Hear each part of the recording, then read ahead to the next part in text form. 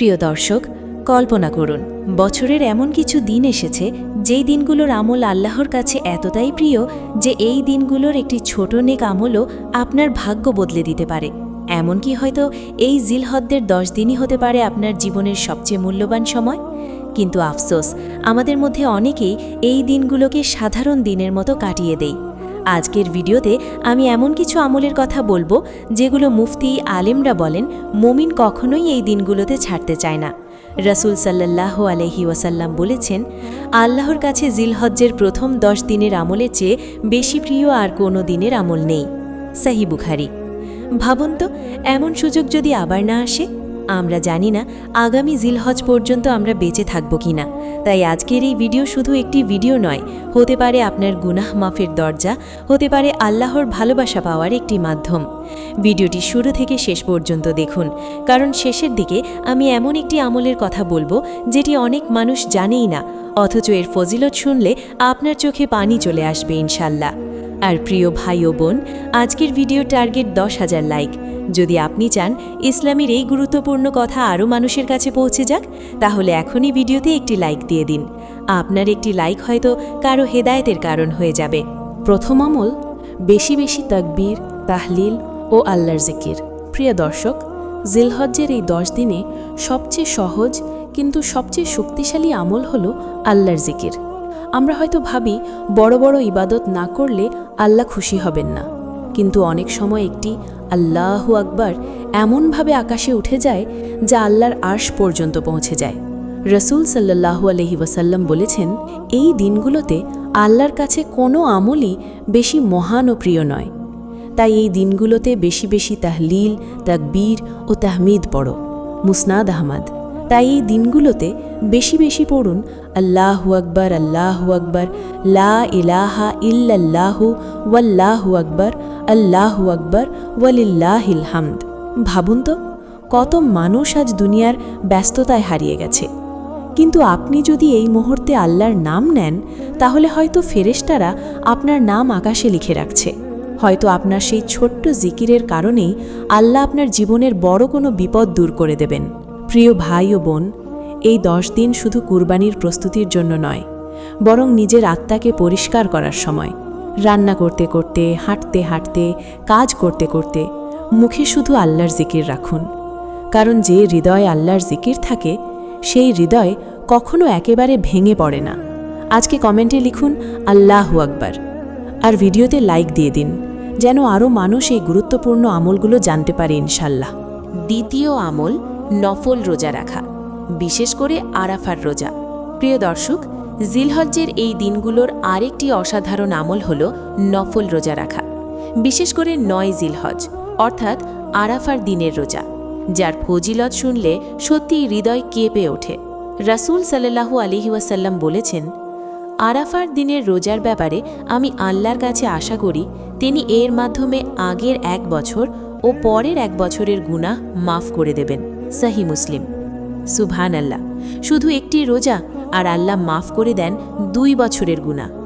আমরা তো প্রতিদিন কত ভুল করি, কত গুনাহে জড়িয়ে পড়ি, কখনো চোখের গুনাহ, কখনো মুখের, কখনো হৃদয়ের।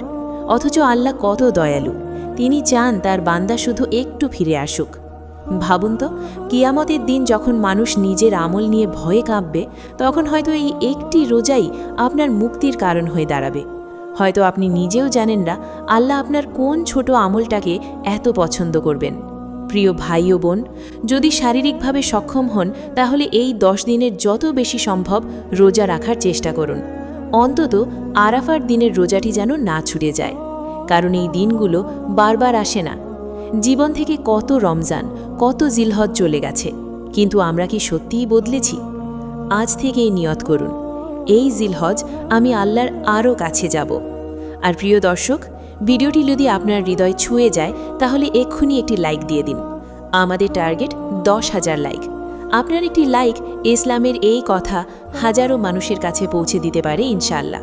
তৃতীয় আমল, বেশি বেশি কোরআন তেলাওয়াত ও তওবা করা। প্রিয় দর্শক, জিলহজ্জের এই বরকতময় দিনগুলোতে আরেকটি গুরুত্বপূর্ণ আমল হলো কোরআন তেলাওয়াত এবং আল্লাহর কাছে কান্না করে তওবা করা।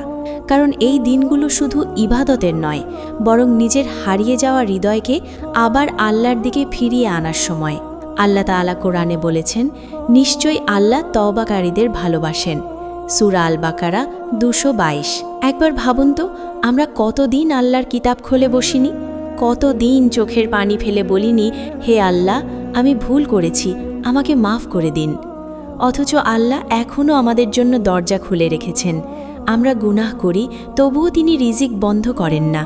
আমরা দূরে চলে যাই, তবুও তিনি অপেক্ষা করেন বান্দা কবে ফিরে আসবে।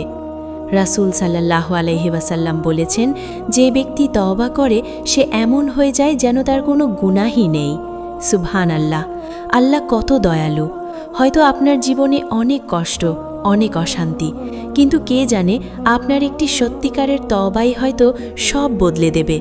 রাতের নির্জনে 2 হাত তুলে শুধু বলুন, ইয়া আল্লাহ, আমি আপনার কাছেই ফিরে এলাম। এই 10 দিনে প্রতিদিন কিছু সময় কোরআনের জন্য রাখুন। অল্প হলেও তেলাওয়াত করুন, অর্থ বুঝার চেষ্টা করুন, কারণ কোরআন শুধু পড়ার জন্য নয়, এটি ভাঙা হৃদয়ের ওষুধ। চতুর্থ আমল, বেশি বেশি দান সাদকা করা।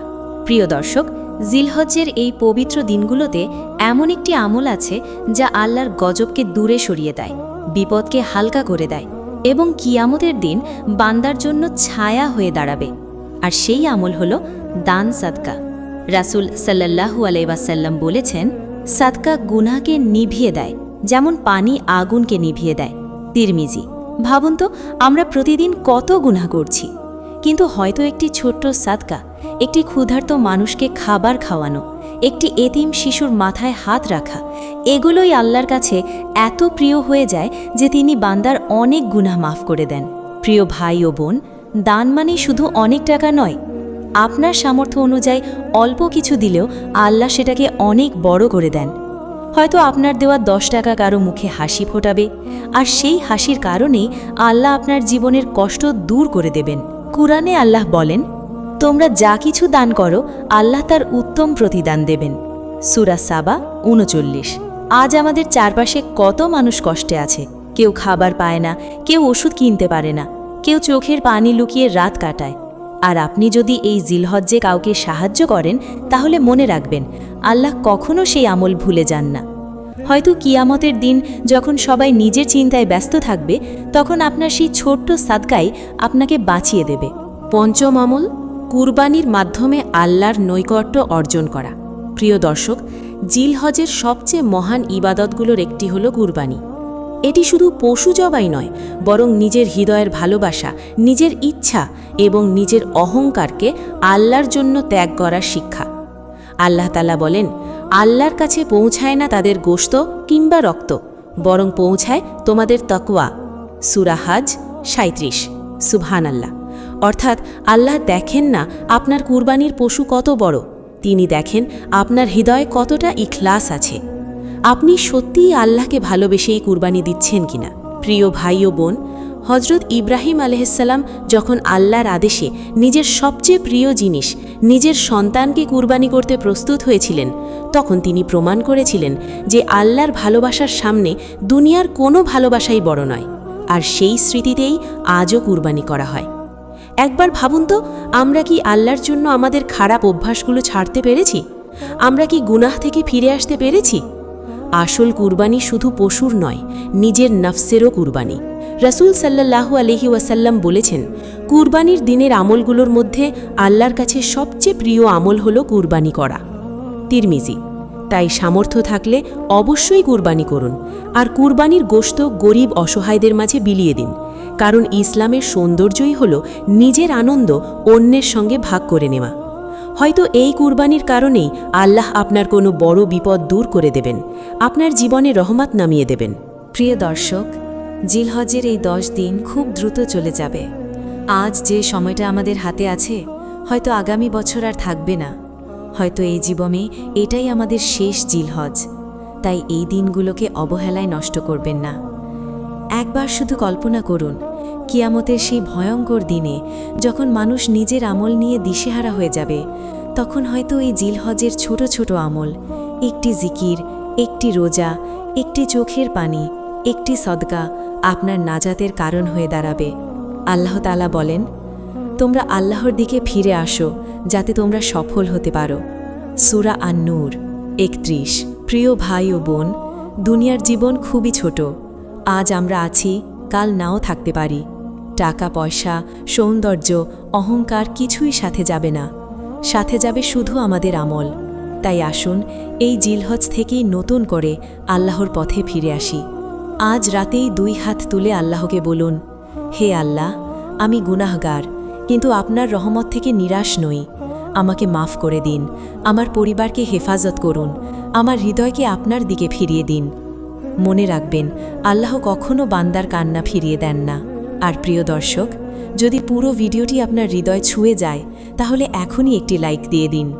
আমাদের টার্গেট 10,000 লাইক। আপনার একটি লাইক হয়তো ইসলামের এই বার্তা হাজারো মানুষের কাছে পৌঁছে দেবে ইনশাআল্লাহ।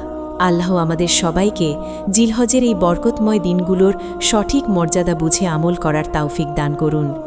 আমিন।